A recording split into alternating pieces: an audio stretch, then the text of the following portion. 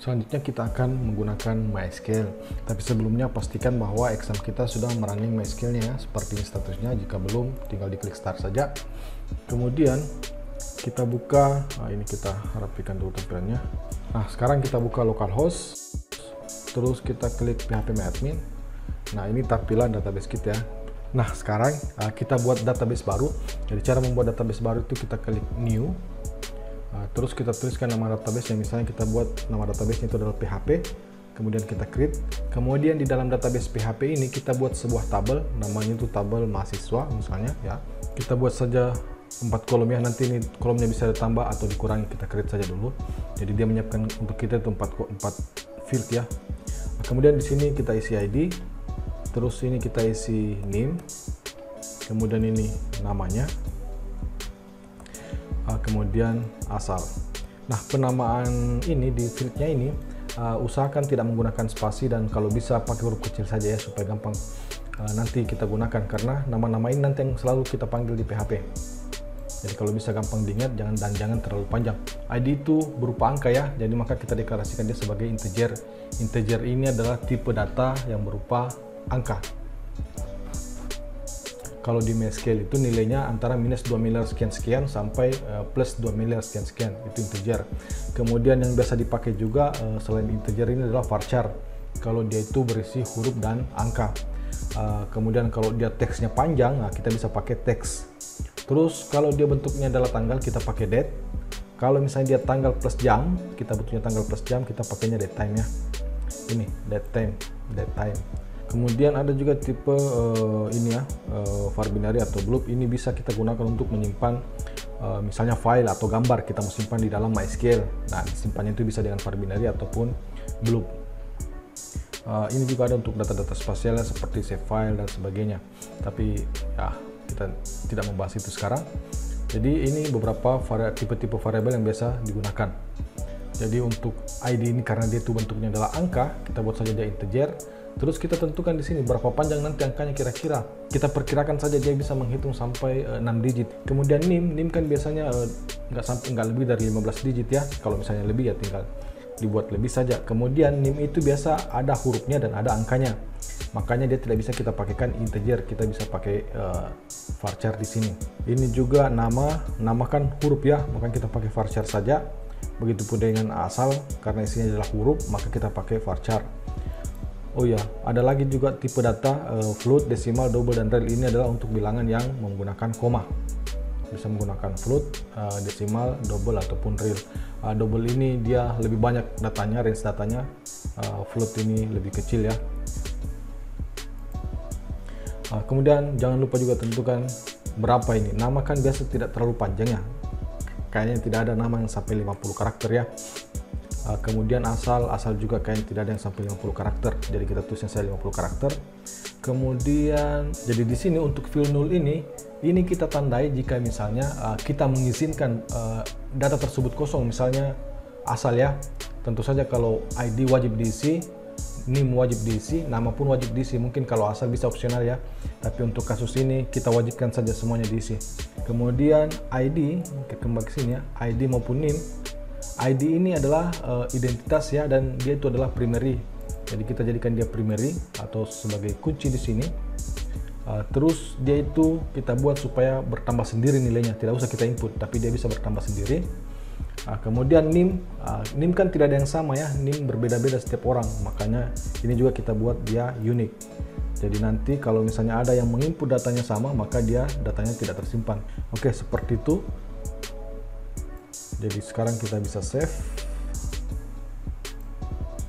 Oke, data kita sekarang sudah tersave. Untuk menginput data di tabel mahasiswa ini, kita bisa menggunakan ini ya, menu SQL ini.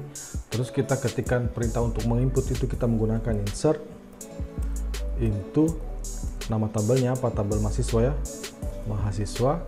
Kemudian apa yang kita akan input? Yang kita akan input itu adalah ID-nya tidak perlu ya, karena ID-nya ini akan bertambah dengan sendirinya. Dia tadi kita buat auto increment.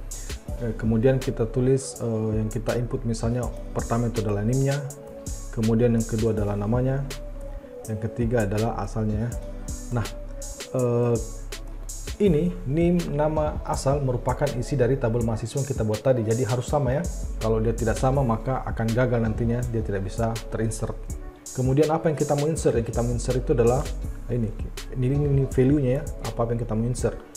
Misalnya yang kita isi pertama itu adalah name, kita misalnya pakai G621 1234567 misalnya, pakai tanda kutip, karena tadi tipenya name ini adalah varchar karakter, berarti kita harus buat dia dalam bentuk string. Kemudian data yang kedua kita input itu adalah untuk nama ini, jadi urutannya harus sama ya, name dulu, nama dulu, baru asal.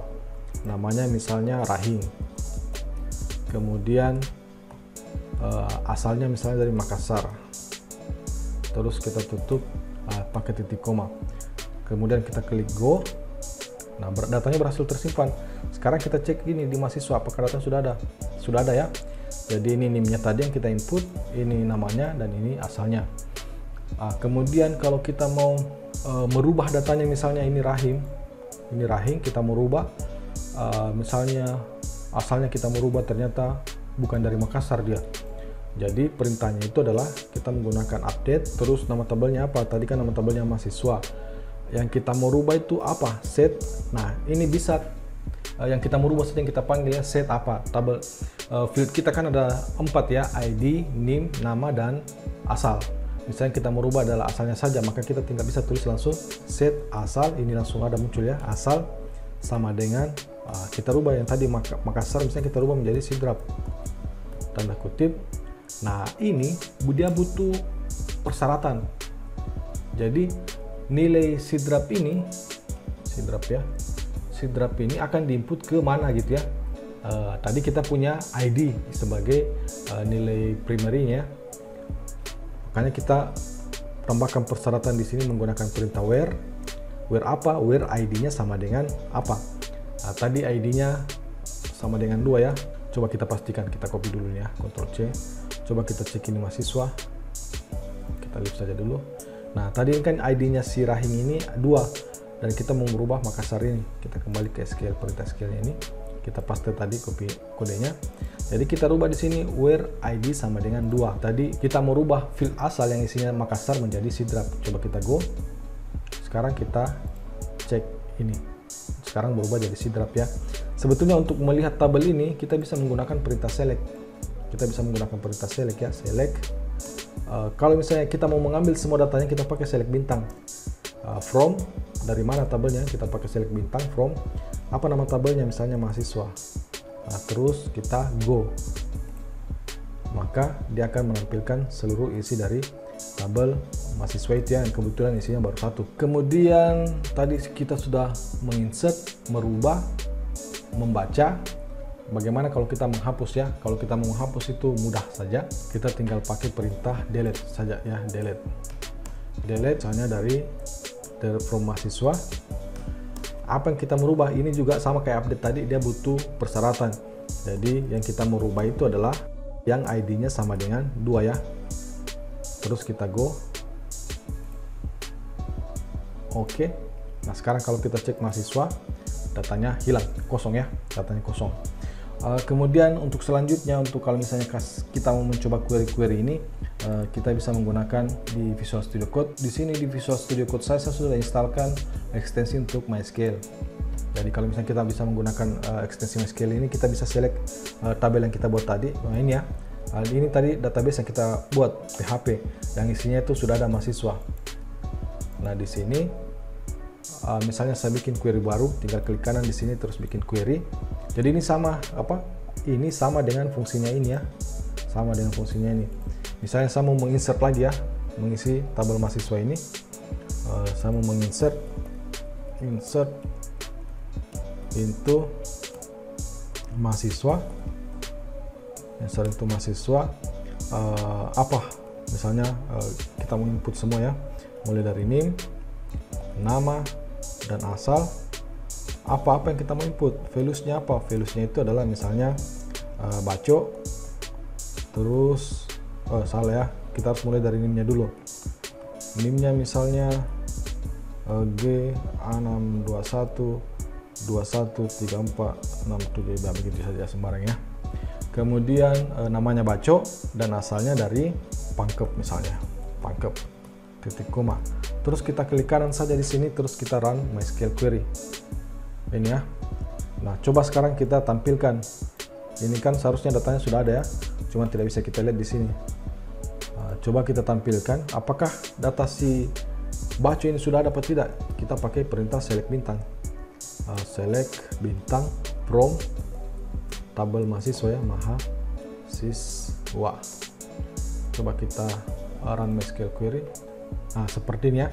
Jadi datanya ditampilkan. Jadi isinya itu adalah ID-nya 3, NIM-nya ini, namanya baco, asalnya pangkep, seperti itu. Kalau misalnya kita mau merubah datanya ini, pangkep misalnya, atau baco ini kita mau rubah namanya jadi apa? Baco, kita pakai perintah update.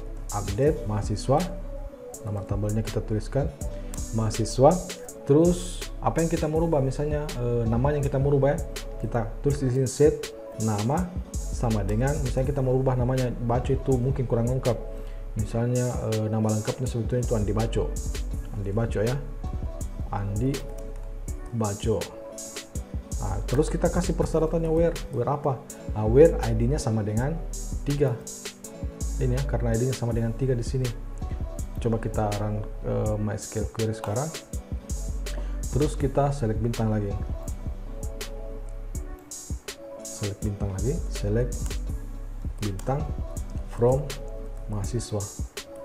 Dari tabel mahasiswa ya, ini tabel ini, run query. Nah, seperti ini. Jadi namanya sekarang yang tadinya baco sudah berubah menjadi Andi Baco ya. Kemudian satu lagi adalah delete, menghapus data. Perintah menghapus data kan tadi tinggal dirubah begini saja, delete mahasiswa, where ID-nya sama dengan berapa, ID-nya 3 ya. Maka kalau ini kita eksekusi, ini nanti akan hilang ya.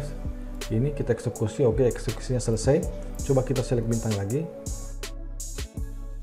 Pas kita run query-nya lagi, hilang datanya, no data ya, karena tadi sudah kita hapus.